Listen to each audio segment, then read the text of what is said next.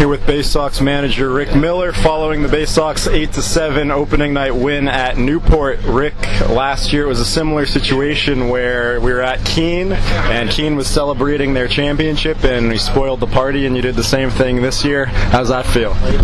Well, it feels good anytime you beat Newport, and I was just really happy that we were able to come back, get some timely hitting after they made some timely errors, and it was a good win. I'm glad we won it in the end. It was a little nail biter.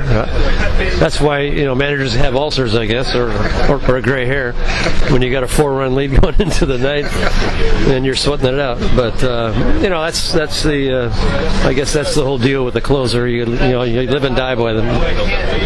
The first game of the season, you're putting out a lineup, but you don't really know the players that well. But tonight you did a pretty good job in terms of the batting order. It was the 2 through 6 hitters, I believe, who had all the hits for the Bay Sox. Is that something that you're going to stick with, or are you still going to experiment around with that? Well, we don't have our full complement of players, so there will be some changes, obviously, when they arrive. But I think I got a pretty good read, even though we only had 2 days of workouts before our first game. I got a good, pretty good read on the hitters this year. Last year it was a little tougher because batting practice wasn't so good. Guys are having trouble hitting in BP, so I thought, oh shit, I didn't know what the heck was going on. But we, it's just that, I guess it's an educated guess as to where you put the guys in the lineup and who you think can make contact, and who are you going to be your power guys and whatever. And obviously the power guys that's pretty easy to tell, but you also want guys that are that are going to make contact. And I'm not going to. It's a first game, maybe first game jitters for pitchers and for hitters. Trying to find themselves, trying to find a rhythm.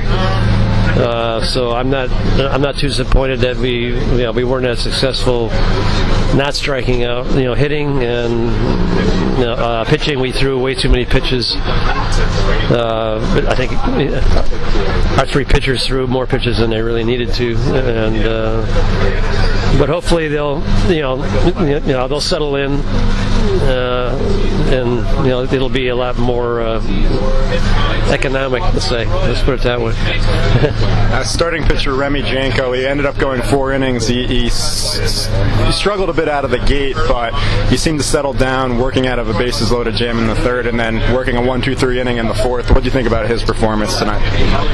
Well, I liked what I saw. He did well when he got ahead of hitters, and that's the name of the game, is getting ahead of the hitters. When the hitters are ahead of the pitchers, bad things happen. Their averages go up, and vice versa.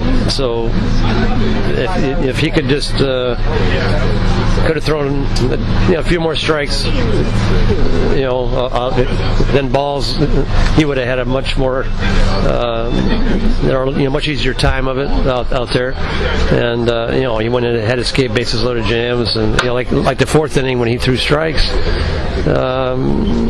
he got 1, 2, 3. So it just goes to show you that pitchers need to throw strikes and make the hitters hit the ball. And it looks like our defense is going to be really good this year on the infield anyway. And I think with Ryan in center field, I think we're going to be good also. It's just a matter of time of these guys getting used to each other. The infield looked dynamite. I was really happy with the way they played, and some of those balls. Remind me of. Lane reminded me of Peyton Hart last year, where it just seemed like, oh man, there's no way he's going to throw this guy out, and bam, he got the guy. He gets him by half step. It's a thrill to watch him, and Lane Richards looks like he's going to be the same type of guy. Well, Rick, thanks a lot for the interview, and congrats on the win. Thank you very much.